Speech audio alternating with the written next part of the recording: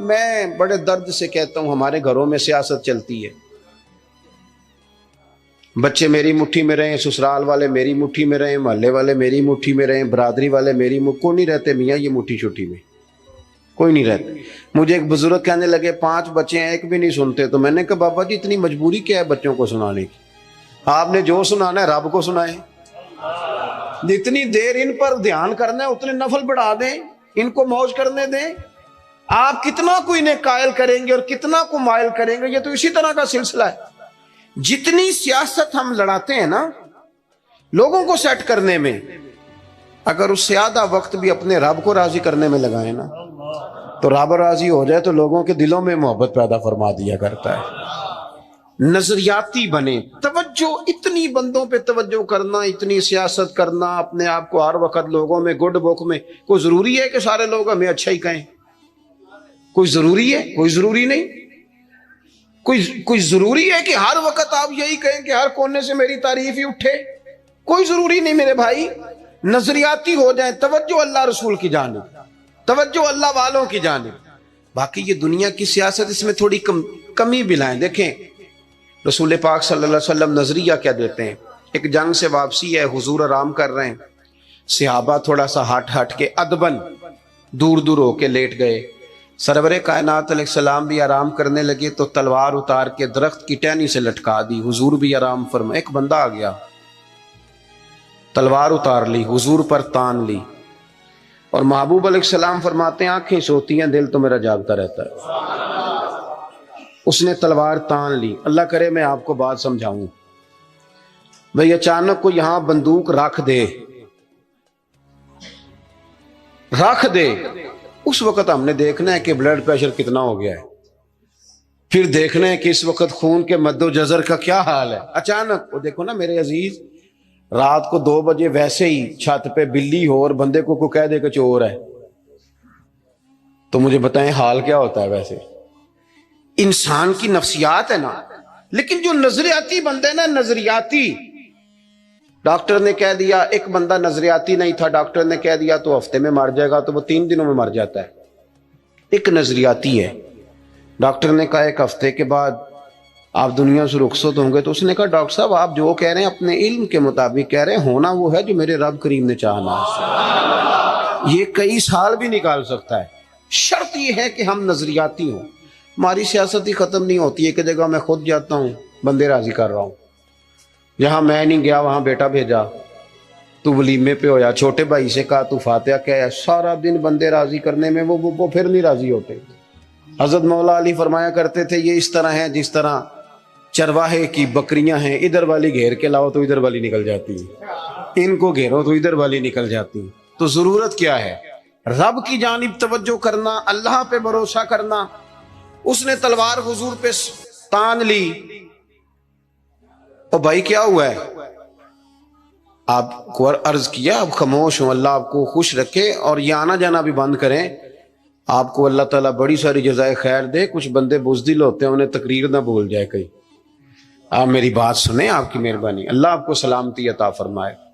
میں نے جتنی بات کر لی ہے شاید اتنی بھی نہ کروں، اس سے کم کروں، لیکن چاہتا یہ ہوں کہ میری نہیں ہے نا، اللہ رسول کی ہے، تو اللہ رسول کی بات اپنے دامن میں بڑا ادب رکھتی۔ عزیز بھائیو، اس نے تلوار حضور پہ تان لی، سرکار نے مقدس آنکھیں کھولی۔ تو میں بتا چکا ہوں کہ اگر ہم پر کوئی پستول تانے تو شاید سارا وجود کانپنے لگے۔ اس نے تلوار تانی، حضور کی مقدس آنکھیں کھلی، کہنے لگا آپ کو مجھ سے کون بچائے گا؟ قربان جائیں، حضور نے مسکرانا شروع کر دیا۔ زندگی نظریاتی بن جاؤ، زندگی ہنس کے گزر جائے گی ساری، لیکن اگر نظریاتی نہیں ہونا تو پھر تو بھائی کاروبار پہ نقصان پہ بھی ہارٹ اٹیک ہو جاتا ہے، پھر تو میرے عزیز نوکری سے جواب ہو جائے تو لوگ مریض ہو جاتے ہیں شوگر کے۔ اگر آپ نظریاتی ہیں تو جی لیں گے۔ اس نے کہا کون بچائے گا؟ تو محبوب مسکرا کے فرمانے لگے یہ تو نے عجیب بات کر دی، مجھے میرا رب بچائے گا۔ اللہ کے نام میں طاقت ہے، اللہ کے نام میں قوت ہے، اللہ بچائے گا۔ بس حضور کی زبان نور سے یہ جملے نکلے، اللہ بچائے گا۔ ان لوگوں سے ڈرنا چاہیے جو اپنے فیصلے رب کے حوالے کر دیں۔ اچھا وکیل کرنے کے پیسے نہ ہوں، سفارش کے پیسے نہ، اور معاملہ اللہ پہ چھوڑ دیں، ان سے ڈرو۔ انہوں نے سب سے بڑے کورٹ میں مقدمہ دائر کرا دیا۔ حضور فرمانے لگے رب بچائے گا۔ بس ان لفظوں میں کیا اثر تھا، بندہ کانپنے لگا، تلوار ہاتھوں سے گر گئی، سرکار نے اٹھا لی، فرمایا لو بھائی مجھے تو رب نے بچا لیا ہے، اب تو بتا تجھے کون بچائے گا۔ آپ زندگی میں اگر نظریاتی ہیں تو آپ زندہ ہیں، اور اگر آپ لگے ہوئے ہیں کہ اوہو کیا بنے گا، میری کون سنے گا، گاؤں چھوٹا ہے، میں بات کر بھی لوں گا تو کہاں پہنچے گی، تو کون ہوگا، تو کیسے ہوگا، تو یہ تو کمزوری ہے۔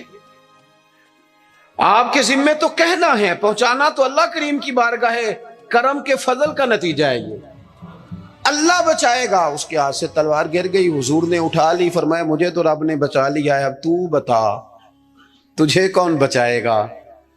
کہنے لگا حضور میں نے سنا ہے آپ بڑے ہی معاف کرنے والے ہیں، آپ صحیح بتاؤ، ایک بندہ میرے اوپر تانے پستول، تھوڑی دیر کے بعد قابو آ جائے تو وہ مجھے کہہ جی آپ تو نیک آدمی ہیں چھوڑ دیں، تو میں کہتا ہوں قابو آ گیا تو میں نیک ہو گیا ہوں، پہلے تو بندوق لے آیا تھا۔ لیکن یہ حضور سید عالم صلی اللہ علیہ وسلم کے ضرب کی، حوصلے کی، اور محبوب کے دل نور کی بڑائی دیکھو کتنا بڑا ہے۔ اس نے کہا سنا ہے آپ معاف کر دیتے ہیں، فرمایا تو نے سنا ہے، حضور سنا ہے، پھر مسکرا پڑے، فرمانے لگے جا پھر میں نے معاف کیا، ہو گئی بات ختم، معافی تو یہاں پہلے ہے سب سے، جا معاف کیا۔ ایک تو اپنی زندگی میں توجہ اللہ پہ کریں، یہ چھوڑ دیں اتنی زیادہ سیاست، اتنا بندوں کے پیچھے بھاگنا، یہ تو تھکا دیں گے، یہ تھکا دیتے ہیں۔ ان کی ایک خواہش پوری کرو تو یہ دوسری۔ میں آج ہی پڑھ رہا تھا، حضرت سعید ابن مسیب کہا کرتے تھے یا اللہ یہ بڑوں کی آرزوؤں سے بھی بچانا، ان کی آرزویں بڑی ہوتی ہیں، روز نہیں ایک آرزو۔ اور حضور دعا مانگا کرتے تھے، نبی کریم علیہ السلام مسند امام احمد بن حنبل میں موجود ہے، اللہ کے محبوب فرماتے تھے اے اللہ اس آرزو سے بچا جو آرزو ایک اور آرزو میں مبتلا کر دے، وہ خواہش جو اور خواہش میں ڈال دے۔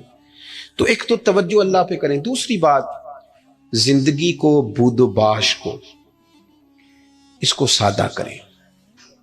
سرور کائنات صلی اللہ تعالی علیہ وسلم کا کمال یہ تھا کہ لوگ نا حضور کے ساتھ ڈیل کرنے میں آسانی محسوس کرتے تھے، کہ حضور سے بات آسانی سے کی جا سکتی ہے، سرور کائنات بات سنتے ہیں۔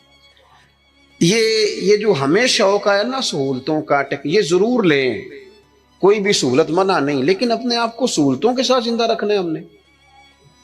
ہم نے نا کچھ آسانیاں زیادہ جمع کرنی شروع کر دی اپنے ڈرائنگ روم میں۔ سردیوں میں ہیٹر ہے، گرمیوں میں اے سی ہے، اور ہر شہر ریموٹ کنٹرول ہے، اٹھنا نہ پڑے بیڈ سے، توبہ توبہ، اور واش روم بھی اٹیچ ہے۔ اتنی سہولیات جمع کرنا چاہتے ہیں، بس نہیں چلتا، ورنہ جو ہم لا سکتے ہیں وہ تو ضرور آتا ہے۔ اس سے زیادہ جب آپ اتنی آسانیوں کے عادی ہو جاتے ہیں نا میرے عزیز، تو پھر آپ نظریاتی نہیں رہتے، پھر آپ کو قابو کیا جا سکتا ہے، پھر تو ڈاکٹر کو بھی ایسی دے کے تحفے میں تو مرضی کی دوائی لکھوائی جا سکتی ہے۔ حالانکہ اس معاملے میں سفارت چلنی چاہیے، صحت والا معاملہ تو ٹھیک ہونا چاہیے نا، لیکن ڈاکٹر اگر بڑا ہے تو اسے چابی دیں کمپنی والے گاڑی کی، تو اسی کمپنی کی دوائی لکھ دے گا، اللہ ماشاء اللہ۔ جب آپ نظریاتی ہیں، تھوڑے پہ آپ کو گزارا کرنا آتا ہے۔ حضور صلی اللہ علیہ وسلم نے نا ہمیں اپنی سیرت کے تعلق سے جو دوسرا بڑا نظریہ دیا وہ یہ ہے، آپ کو میری باتوں کی سمجھ آ رہی ہے؟ جو نہیں بولتے انہیں بھی آ رہی ہے؟ حضور نے ہمیں اپنی سیرت نور سے ایک پیغام دیا ہے کہ دنیا میں تمہارے مکانات نہیں، تم نے یہاں رہنا ہے مسافروں کی طرح۔ تمہارے لیے نا عالی شان محلات اور تمہاری مرضی کی آسانیاں اور سہولتیں وہ ساری رب نے جنت میں تمہارے لیے تیار کی ہیں، وہاں تمہیں من چاہی چیزیں ملیں گی۔ یہاں تم نے مسافروں کی طرح، کن فی الدنیا کانک غریب و عابر سبیل، مسافر کی طرح، راہ گیر کی طرح وقت گزارنا ہے۔ آپ نے کبھی دیکھا ہے کہ بس اسٹاپ پہ جہاں بندے کھڑے ہو کے بس کا انتظار کرتے ہیں، وہاں کبھی کسی بندے نے جگہ خرید لی ہو کہ یہاں اکثر کھڑے ہونا پڑتا ہے تو چلو جگہ تھوڑی خرید لیتے ہیں، خریدتا ہے کیوں؟ اسے پتا ہے کہ بس آئی تو میں نے چلے جانا ہے۔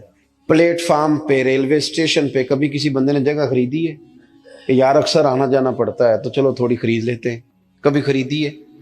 एयरपोर्ट पे ना मैंने ये देखा है कि आप अपना बैग रख के, हैंड कैरी सामान रख के आप किसी कुर्सी पे जाएं ना, और आप वॉशरूम से होके या किसी तभी हाजत से होके वापस आए तो वहां को बंदा और बैठ गया हो तो बंदे झगड़ा नहीं करते, चुप करके अपना सामान उठाते हैं दूसरी जगह पे। क्यों नहीं करते? उनको पता है कि फ्लाइट आई तो मैंने यहां रट्टा डालने की जरूरत क्या है। आप नबी करीम अलैहिस्सलाम की बात को समझें। हुजूर ने फरमाया कि तुमने यहां मुसाफिर के दिन रहना है।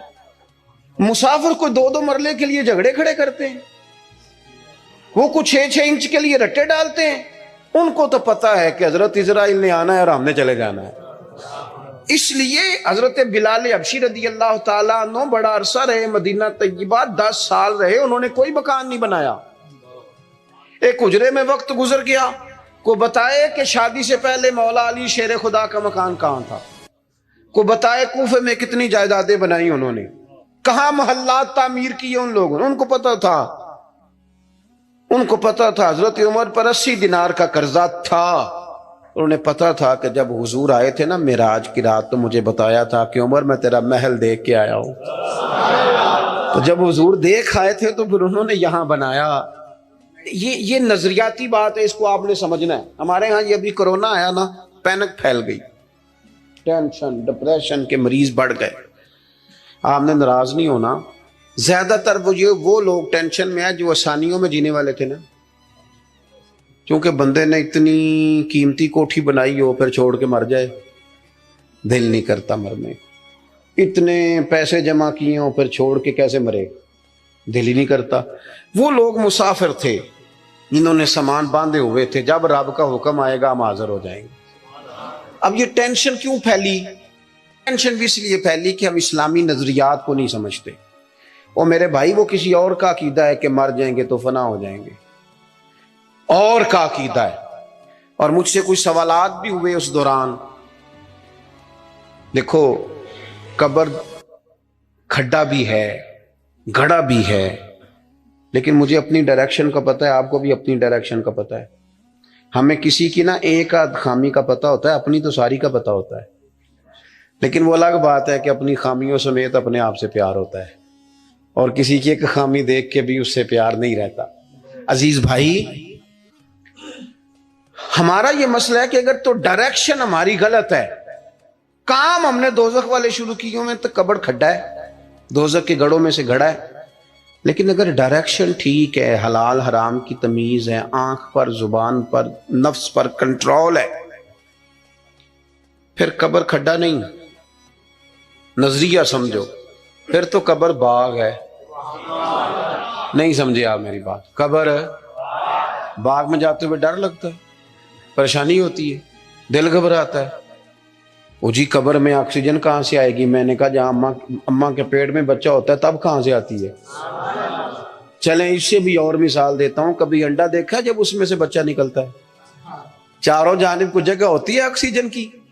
ये जो बड़े अक्लमंद लोग हैं यहाँ सवाल खड़े करते हैं, उनसे पूछो कि बच्चा तंदुरुस्त भी निकलता है अंडे से और सोना भी निकलता है।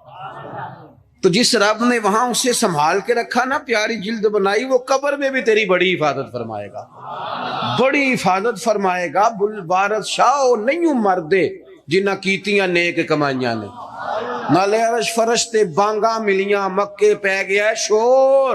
बुल्ले शाह सा नहीं मरना है ते मर गया ही कोई और, तो कोई और। ये क्या इकबाल भी कहते हैं, मौत को समझे हैं गाफिल इख्तिताम जिंदगी, ये है शाम में जिंदगी फिर सुबह दवा में जिंदगी। कब्र बाग है, बाग। एक वो है कि खौफ है कब्र में कैसे जाएंगे, वहां क्या बनेगा, बिस्तर कोई नहीं, ठंड बड़ी है, वहां कैसे गुजारा। एक ये है कि वो बाग है। बाग भी आम नहीं, रौदा तुम में रियादिल जन्ना, जन्नत के बागों में से बाग। और बाग आम नहीं जिसके नीचे नहरें रवा हैं, और बाग इतनी शानों वाला है कि पहली आंख खुलेगी तो जियारत चेहरा वद्दुहा की नसीब होगी।